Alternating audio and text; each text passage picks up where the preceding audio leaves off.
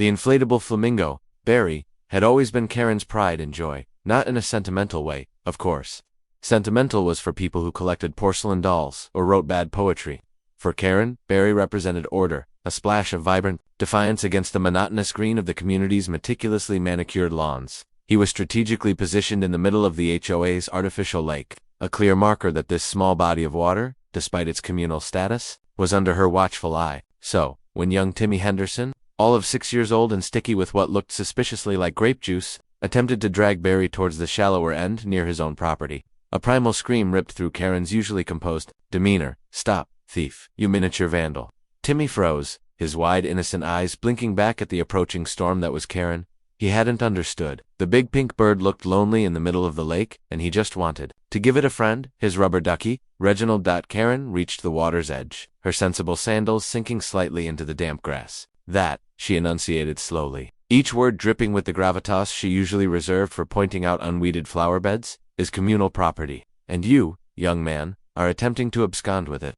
Mrs. Henderson, a perpetually flustered woman whose default expression was one of mild apology, hurried over, her hands fluttering like trapped birds. "Oh, Karen, I am so sorry." "Timmy, darling, we don't touch things that don't belong to us, do we?" Timmy, thoroughly bewildered, and now on the verge of tears, shook his head mutely. "Sorry doesn't attempt a theft, Patricia," Karen said, her gaze still laser-focused on the now trembling child. "This is precisely the kind of undisciplined behavior that leads to societal decay. First, it's inflatable flamingos, then it's garden gnomes, and before you know it, the whole neighborhood has plunged into anarchy." Patricia Henderson mumbled something about Timmy just wanting to play, but Karen was already formulating her next move. This wasn't just about a flamingo. It was about establishing dominance. It was about reminding everyone who upheld the standards in this community, who stood as the unyielding bulwark against the creeping tide of suburban chaos. Incident with Barry the flamingo became the catalyst. Karen had always been involved in the HOA, attending every meeting, scrutinizing every financial report, and offering her often unsolicited opinions on everything from the color of the mailboxes to the proper height of the hedges. But this blatant act of flamingo napping, as she internally dubbed it, ignited a new fervor within her.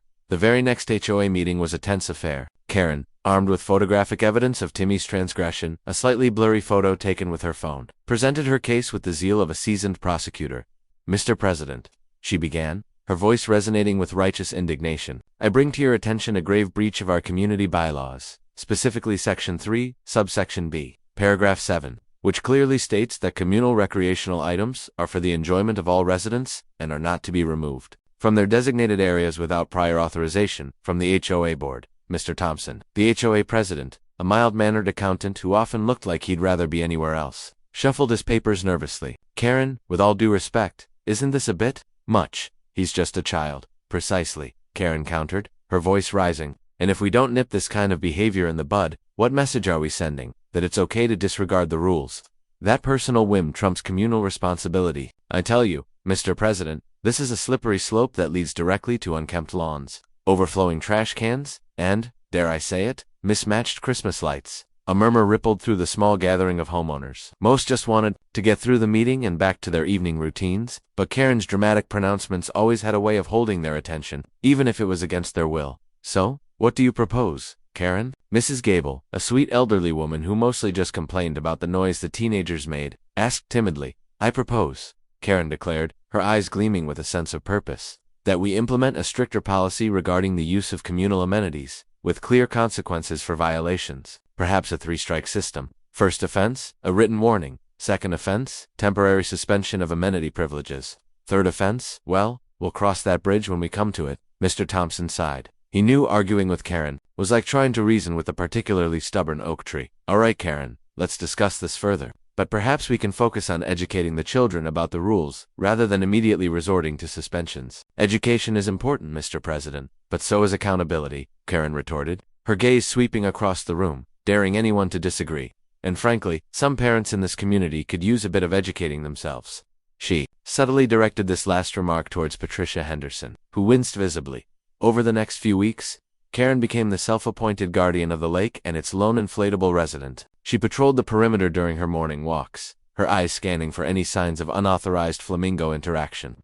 She even started carrying a small whistle, which she threatened to use if she witnessed any aquatic infractions. Her vigilance didn't go unnoticed. Children started whispering about the flamingo fury and avoided the lake when Karen was around. Teenagers, with their inherent rebellious streak, found new ways to subtly antagonize her, like leaving rubber ducks near Barry or occasionally lobbing water balloons in his general vicinity. When Karen wasn't looking, the tension within the HOA was palpable. Some residents admired Karen's dedication to maintaining order, while others found her overbearing and her rules ridiculous. Whispers of HOA Karen began to circulate, a moniker that captured both the essence of her role and the underlying resentment it often generated.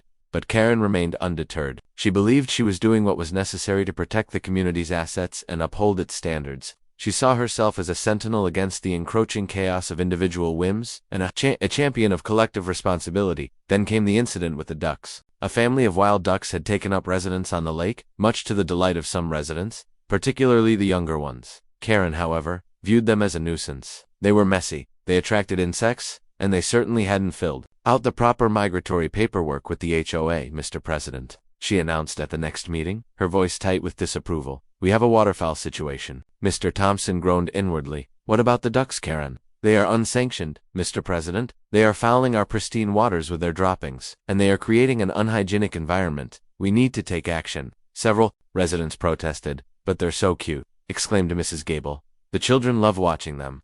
Cute and unhygienic are not mutually exclusive, Margaret, Karen replied, her tone brooking no argument. We have bylaws regarding the introduction of non-native species, and while I'm not suggesting these ducks are from another continent, they certainly weren't part of the original lake landscaping plan. A heated debate ensued, with Karen arguing vehemently for the removal of the ducks, citing potential health hazards and aesthetic concerns. Eventually, Mr. Thompson, weary of the endless bickering, proposed a compromise. They would contact animal control to inquire about relocation options. Karen, however, wasn't satisfied with a mere inquiry.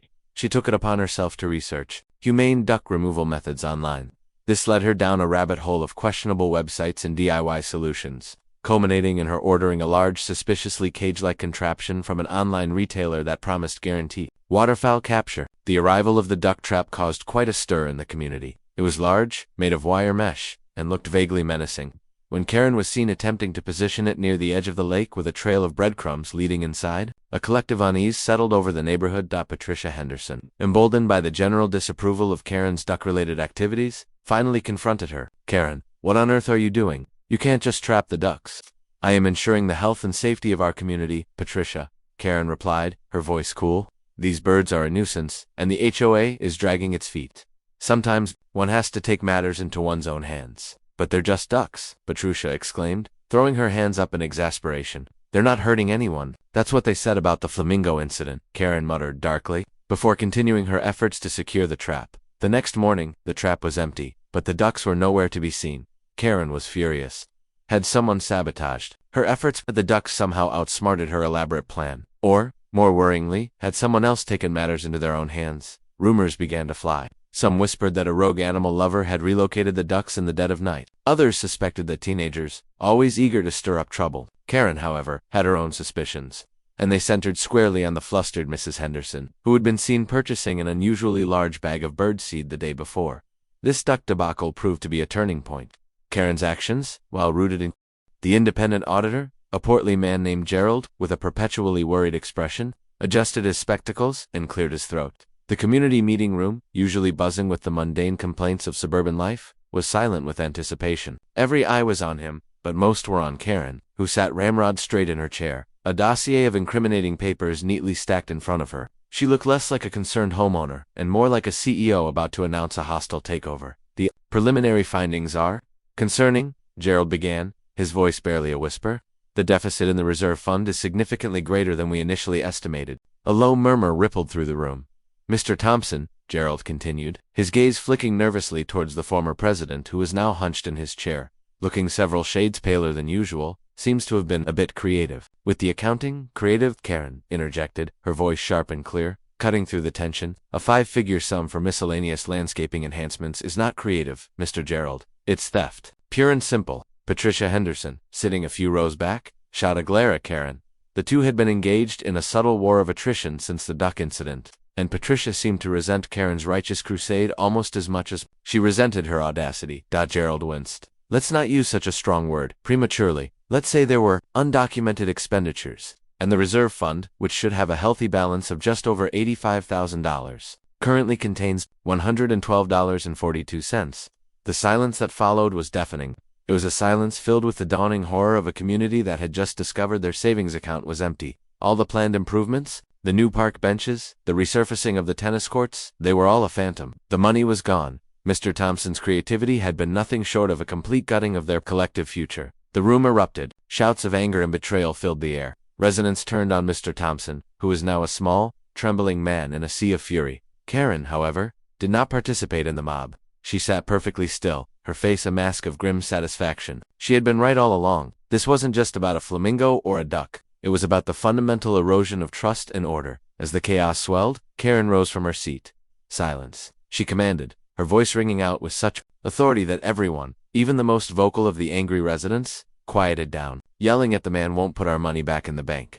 We need to take decisive action to ensure this never happens again." She turned to the remaining board members, who looked utterly lost.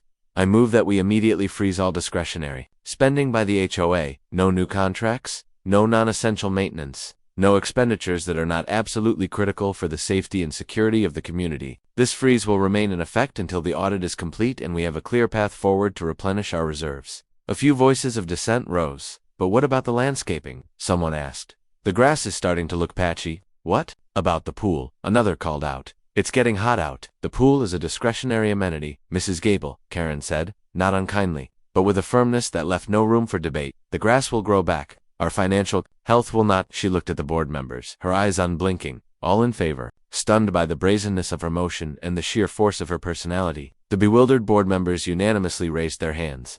With a single, bold decision, Karen had effectively put the entire community on lockdown. The consequences of Karen's spending freeze were immediate, and for many, deeply inconvenient. The HOA's landscapers, a team of young men who took a certain pride in the pristine lawns, quit in a huff when their next paycheck didn't arrive.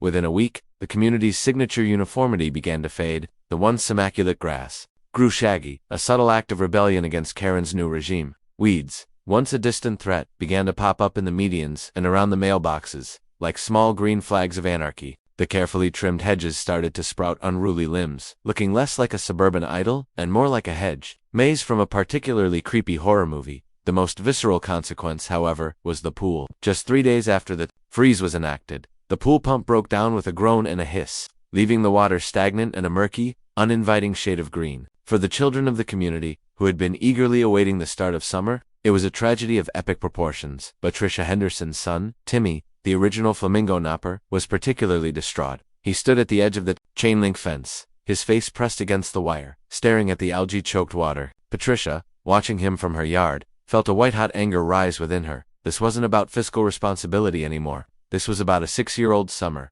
She marched over to Karen's house, her face a storm of indignation. "Karen, you have to do something about the pool." Karen, watering a small, perfectly manicured rosebush, looked up, her expression placid. "It is a discretionary amenity, Patricia. The funds are frozen. It's not just an amenity." Patricia shot back, her voice tight with fury. "It's a place for our kids to play. It's the heart of the community." "The heart of the community, Patricia, is its financial stability," Karen retorted, turning her attention back to her roses. "And right now, that heart is having a bypass. So we need to be patient. I have received quotes for the repair. They are on file. The repair will cost $2,500. It's an unacceptable expenditure at this time. So, you're just going to let the pool sit there, getting grosser and grosser, while the kids sweat through their summer. It will be a valuable life lesson, Patricia, that actions, or in this case, inactions, have consequences. The community will understand the gravity of our situation when they see a symbol of our collective irresponsibility in their own backyard. It's a teachable moment." Patricia stared at her, utterly speechless.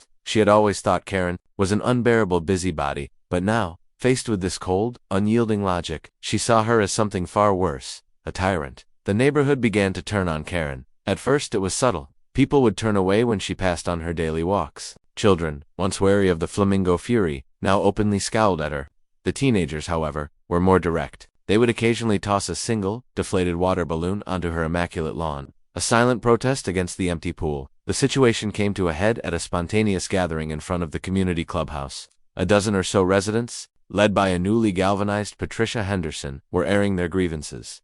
"It's not fair," Patricia exclaimed, her voice cracking with emotion. "Our kids are being punished for the mistakes of one man. We can't let her turn our beautiful community into a wasteland just so she can feel like she's in charge." A chorus of agreement rose from the small crowd. They had all been grateful when Karen uncovered the fraud, but they were now experiencing the painful, day-to-day reality of her solution. The lawns were a mess, the pool was a swamp, and the community's social fabric was starting to fray. They saw her not as a savior, but as the new problem. The criticism stung Karen more than she cared to admit. She was used to being disliked, but she had always believed her unpopularity was a side effect of her righteousness. Now she felt a genuine sense of isolation. One evening, Mrs. Gable, the sweet elderly woman, knocked on Karen's door. She was holding a small plate of her famous lemon bars. "I just wanted to thank you, dear," Mrs. Gable said, her eyes soft with compassion.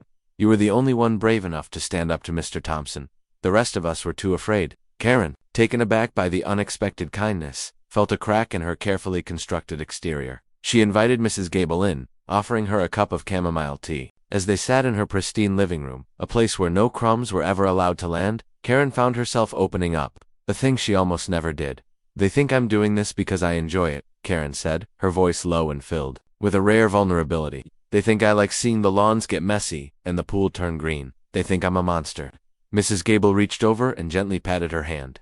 "I don't think that, dear. I think you're scared. Scared that if you let even one thing slide, the whole thing will fall apart. And maybe you're right. Maybe we all need a bit of a kick in the pants to remember what's important. I'm just trying to make sure they have a future," Karen said, her voice barely a whisper. "A future where they don't have to worry about the money being there when they need it. A future with a working pool, not a stagnant swamp." But they don't see that. They only see the swamp. The conversation with Mrs. Gable was a watershed moment for Karen. It was the first time she had been seen not as a caricature, but as a person with genuine fears and motivations. It reinforced her belief that her actions were necessary, but it also made her realize the immense weight of the responsibility she had taken on. She was no longer just a watchdog. She was a leader, and her leadership was failing in the court of public opinion. This newfound resolve was tested the very next day. A flyer, professionally designed and photocopied, appeared on every mailbox. It was an official-looking document, calling for The sprinkler head didn't just burst, it exploded. With a violent, metallic thunk, the plastic cap shot straight into the air like a champagne cork. A sudden, powerful jet of water following in its wake, the spray arcing in a magnificent rainbow, landed squarely on the manicured lawn of a brand-new resident, a perpetually cheerful man named Gary, who had just moved in from out of state. It was a beautiful, chaotic act of rebellion against the meticulous order that had defined the community for so long, and it was a direct consequence of Karen's spending freeze. A small lake had begun to form where the sprinkler had once been, slowly creeping toward Gary's meticulously paved driveway. The rest of the community's lawns, now a mottled patchwork of yellowing grass and triumphant dandelions, seemed to watch with a collective sense of schadenfreude. The pool, a once sparkling centerpiece, had transformed into a bubbling, dark green cauldron, its stagnant surface a breeding ground for a new virulent strain of mosquitoes that buzzed with the fury of 1,000 tiny, bloodthirsty Karen-haters. Karen, on her morning constitutional, arrived at the scene of the aquatic disaster like a general inspecting a failed fortification. She took out a small notebook and jotted down a few terse lines. Sprinkler system failure, Section 4, West Quadrant. Excessive water runoff. Possible structural damage to adjacent property. Her mind, a whirlwind of rules and regulations, was already trying to find a solution that didn't involve spending a single cent. Patricia Henderson, emerging from her house with a look of grim satisfaction, saw Karen at the edge of the watery crater. "Well, look what your budget freeze has done, Karen. The landscaping is a disaster, the pool is a health hazard, and now we have a burst pipe. Congratulations. You've turned our neighborhood into a swamp. It is a problem that requires a solution, not a complaint," Karen said, her voice unyielding, "and the solution will be a communal effort. We will fix it ourselves." This was Karen's next bold, and in hindsight, catastrophic, move. The official HOA email blast went out an hour later, announcing the formation of the Community Labor Brigade. Under a headline that read, "Reclaiming Our Community, Together," Karen outlined a mandatory weekend work session for every able-bodied adult resident. She detailed a list of tasks, from weed pulling to repairing the burst pipe, complete with a list of tools each resident was required to bring. She framed it as a way to build character and foster a sense of collective ownership. Response was a mixture of stunned silence and outright fury. Patricia Henderson, acting as the self-appointed voice of the opposition, replied to the community-wide email with a blistering rebuttal. "Forced labor is not community building, Karen, it's tyranny. We are not your indentured servants. We pay HOA dues for a reason, so that professionals, not amateurs, with weed whackers and a vague idea of how a pipe works, can maintain our property." Her email ended with a call to boycott the labor brigade, vowing that her committee would not participate in Karen's delusional fantasy. The stage was set for a showdown, On Saturday morning, with the sun beating down on the Noshagi lawns, Karen stood alone in front of Gary's house, a pair of gardening gloves on her hands and a determined glint in her eyes. Slowly, reluctantly, a handful of residents trickled out, their faces a mixture of resignation and fear. Mrs. Gable, a small pair of pruning shears in her hand, gave Karen a timid smile. A young couple who had just moved in, terrified of making an enemy of their new HOA leader, showed up with a shovel. The rest of the community, however, was a ghost town. Their protest was silent but powerful. The untouched lawns and closed curtains were a physical representation of their rebellion. Karen, undeterred, began her work session. "All right, team," she said, trying to muster a cheerfulness she didn't feel. "Gary, you and I will focus on the pipe. The rest of you, let's tackle the weeds. We have a lot of ground to cover." What followed was a scene of well-intentioned amateur chaos. Karen, armed with a surprisingly detailed knowledge of PVC pipes she had gleaned from an online video, attempted to direct Gary, who looked as though he'd never held a wrench in his life. The young couple, left to their own devices, proceeded to accidentally pull up a neighbor's prize-winning rosebush, thinking it was a weed. The work was slow, clumsy, and largely ineffective. The pipe repair, in particular, was a disaster. After hours of effort, Gary finally managed to seal the burst, but the makeshift patch was weak and precarious. Just as the sun began to set on their valiant, if pathetic efforts, a car pulled up to the curb. It was a city code enforcement officer, a serious-looking woman in a crisp uniform. She took a long, slow look at the waterlogged lawn, the half-repaired pipe, the motley crew of amateur landscapers, and the general state of the neighborhood. She then calmly pulled out a clipboard and a camera. "I'm here on an anonymous complaint," she stated, her voice devoid of emotion. "It seems this community is in violation of several city ordinances regarding property maintenance and public health hazards." She pointed her camera at the burst pipe, the overgrown grass, and then, with a flourish that felt both theatrical and terrifying, the swirling, green pool. "You have a public health risk here. I'm issuing an official warning. If these issues are not resolved within 30 days, your HOA will be subject to daily fines of $500. The news hit the community like a cold wave. This wasn't a philosophical debate about budgets anymore. This was a direct, external threat with a clear financial penalty. And it was all Karen's fault. A special meeting was called that very evening, and the room was even more packed and volatile than the last one. The Committee for Community Revival, now with the undeniable moral high ground, was in full force. Patricia Henderson, holding the official city warning in her hand, stood before the room, her voice a mix of fury and genuine fear. "This is it, people," she declared. "This is the real consequence of Karen's stubborn refusal to lift the spending freeze. We are now facing $500 fines every single day, just because she won't authorize a simple repair. We are not just a divided community. We are now a community in violation of the law. We need to vote to immediately lift the freeze and get a professional in here before we all go bankrupt." The sentiment was almost universal. Even the residents, who had been on Karen's side, were wavering, their sense of loyalty crumbling under the weight of a potential $500 fine. They looked at Karen, their expressions a mix of anger and desperate pleading. Karen, however, was unreadable. She sat with her hands clasped in her lap, her face a serene mask. This was a new kind of crisis, one that couldn't be solved with a well-reasoned argument or a threat of censure. This was an external force, an unmovable object, meeting her unstoppable will. And for the first time, Karen realized that her will was not enough. That night, alone in her house, Karen stared out her window at the shadowy forms of the overgrown lawns. She had always prided herself on her ability to see the world in black and white, in rules and consequences. But the world, she was now discovering, was a lot messier. The chaos she so despised was not just a threat from without. It was something she had, in her rigid righteousness, created herself. Her victory was now a prison, and the community was trapped in it with her. She thought about the financial audit, about the empty reserve fund, about Mr. Thompson's deceit, but she also thought about Gary's look of quiet desperation as he wrestled with the wrench, about the defeated shrug of the young couple who had pulled the rosebush, and about the fear in Mrs. Gable's eyes as she spoke of the potential fines.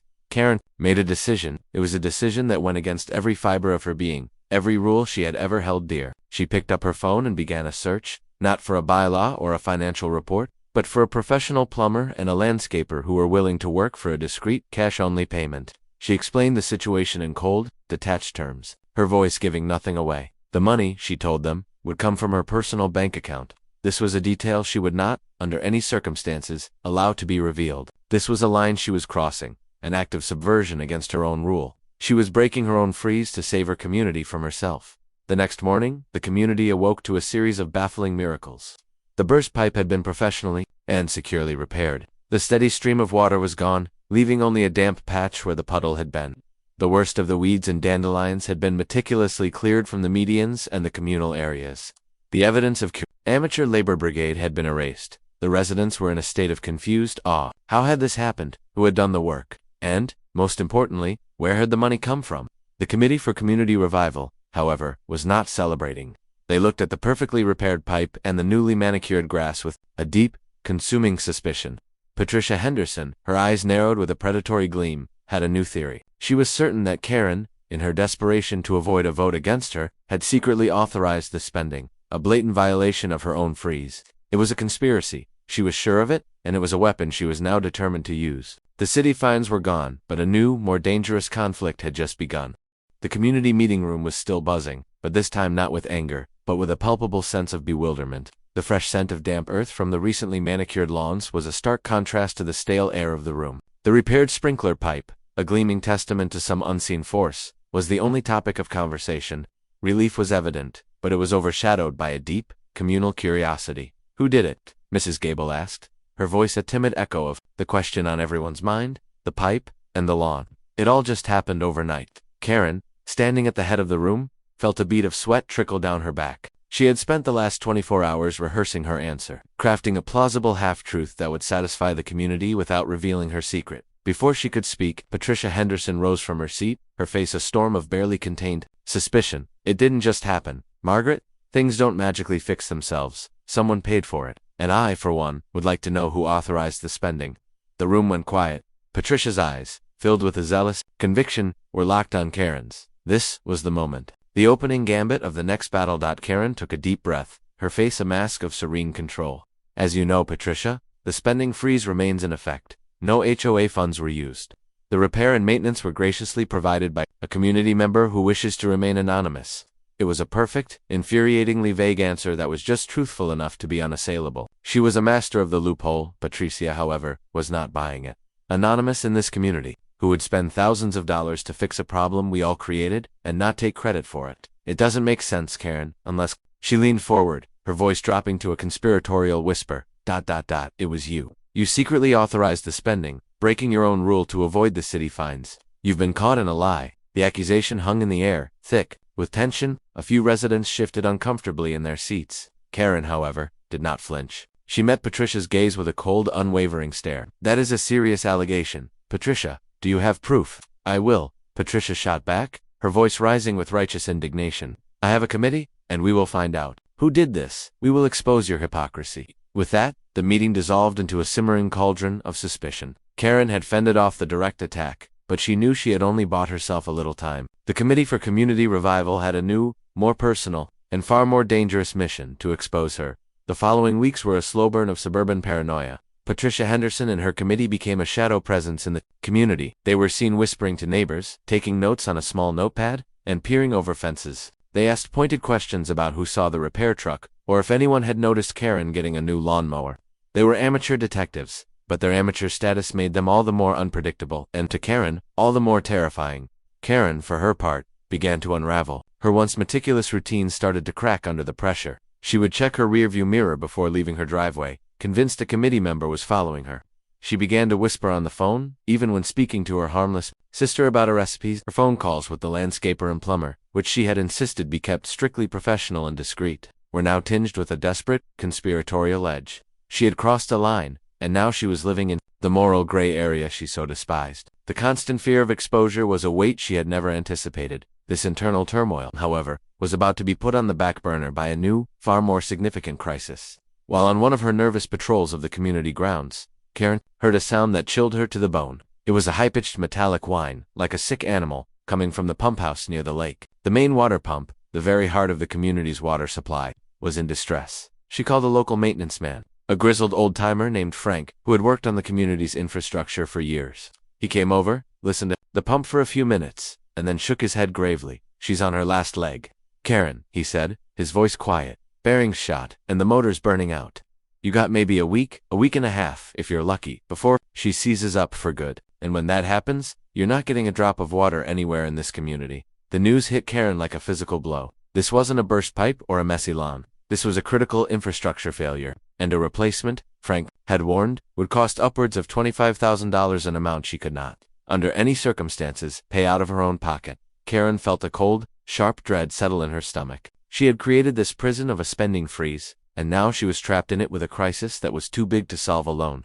She couldn't ask the community for help without revealing the secret of the last repairs. A secret Patricia and her committee were actively hunting for. She couldn't lift the freeze, because the money still wasn't there. She was caught between a lie and an impossible truth. The only way out, she decided, was to swallow her pride. She had to get the money from the community, but without raising dues or breaking the freeze.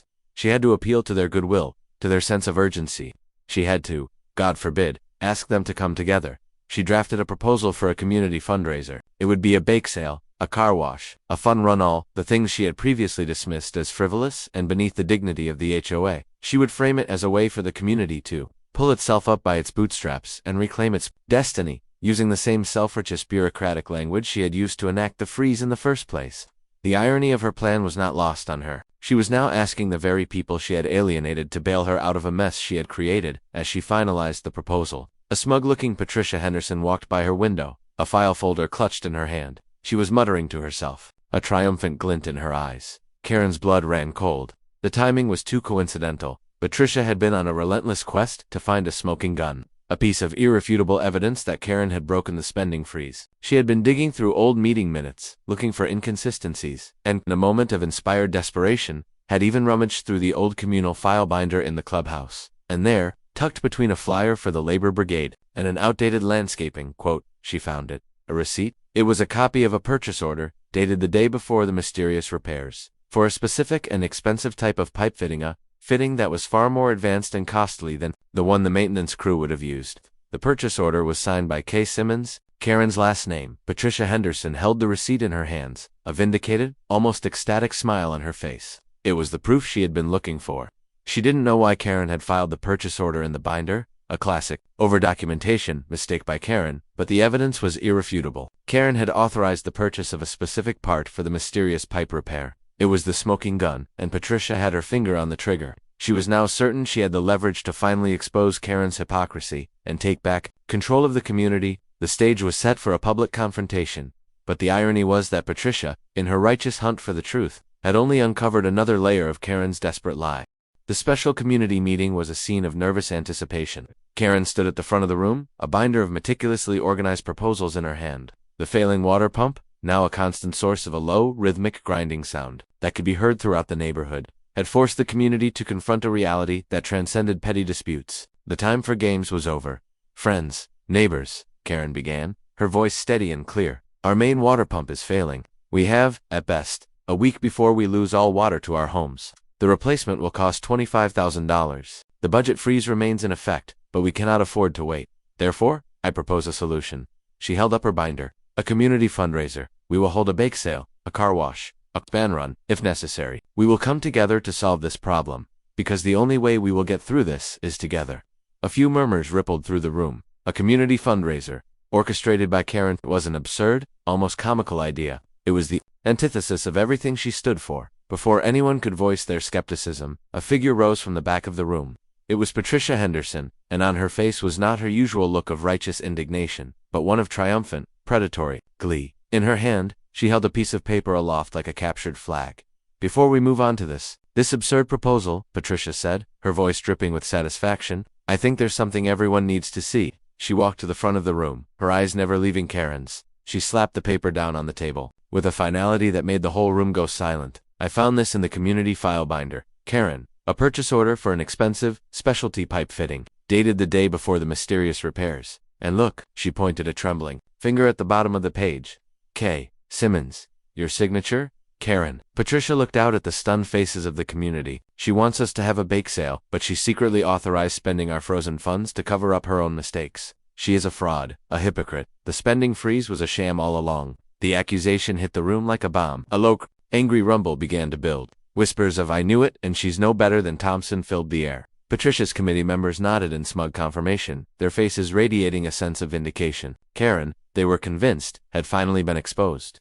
Karen, however, did not flinch. She picked up the purchase order and held it up for everyone to see. This is a fascinating piece of evidence. Patricia, she said, her voice completely devoid of emotion, but you've made a fatal error in your detective work. She turned to face the community, her gaze sweeping across every face. every person who had doubted and despised her. This is a purchase order for a specialized pipe fitting. A very old one, in fact. One that I salvaged from the old community workshop. A fitting that, for my records, I filed away in my binder. This is not the part that was used to fix the pipe. She paused, letting the information sink in. I have a confession to make. You are right about one thing, Patricia. The KET spending freeze was compromised, but not by the HOA. I am the one who compromised it. The room went absolutely silent. Every eye, every last ounce of attention, was now fixed on Karen. I am the one who hired the plumber. I am the one who hired the landscaper. I am the one who authorized the repairs. And I am the one who paid for them. With my own money. Karen's voice, which had always been a tool of control, was now a vessel for a raw, painful truth. I did it because I was afraid. I was afraid that my adherence to the rules was going to cause the community to be fined into bankruptcy. I did it because I had made a mistake born of my own pride and my own stubbornness. I did it because I couldn't face the community with the truth. I couldn't admit that my solution had caused more problems than it had solved. She looked at Patricia, who was now a small, deflated figure, the smug triumph wiped from her face. Your mistake, Patricia, was in believing that this was about money. It wasn't. It was about saving our community from myself. The funds were my personal funds, and I did it to protect you, all of you. The silence that followed this confession was profound. It wasn't the silence of anger, but of stunned disbelief. The community was forced to reevaluate everything they thought they knew about Karen. She wasn't a hypocrite. She was a secret martyr, a savior who had acted in the shadows. The anger that had been simmering for weeks was replaced by a complex, uncomfortable mix of guilt and admiration. Patricia's face was a mask of public humiliation, her smoking gun having backfired in spectacular fashion. The tension in the room was finally broken by Mrs. Gable. So, you're saying, you paid for it yourself, Karen? She asked, her voice thick with emotion. Karen simply nodded. Double quotes. Well, dear, Mrs. Gable said, a tear rolling down her cheek. Thank you, and I'm sorry. The apology was a damn break. Others followed, murmuring their own words of thanks and shame. The fundraiser proposal, which had been so ridiculous just moments before, now felt like the only logical path forward. It was no longer Karen's problem to solve. It was their shared problem. In a stunning turn of events, Patricia Henderson, her face still flushed with embarrassment, walked over to Karen. I was wrong, she said, her voice barely a whisper. I was wrong about you. And if you're serious about this fundraiser, then my committee and I will help. We'll make sure it's the biggest bake sale this town has ever seen. Karen, for the first time in what felt like forever, felt a genuine weight lift from her shoulders. Her greatest enemy was now her most reluctant ally. The meeting ended with the community not just agreeing to a fundraiser, but volunteering in droves. Weeks later, the fundraiser was a massive success. The neighborhood, working together for the first time in months, raised enough money to not only replace the pump, but to put a decent amount back into the reserve fund. The new pump was a shining symbol of their unity, a testament to what a community could accomplish when it set aside its differences. As Karen watched the new pump being installed, she noticed a piece of paper half buried in the overgrown grass near the old broken pump. It was a faded invoice, almost completely faded by the sun and water. She picked it up and read the company name at the top, Thompson Landscaping Solutions. It was the same company Mr. Thompson's brother-in-law owned. It was a different kind of invoice, one for pump maintenance and inspection, dated just a few months prior.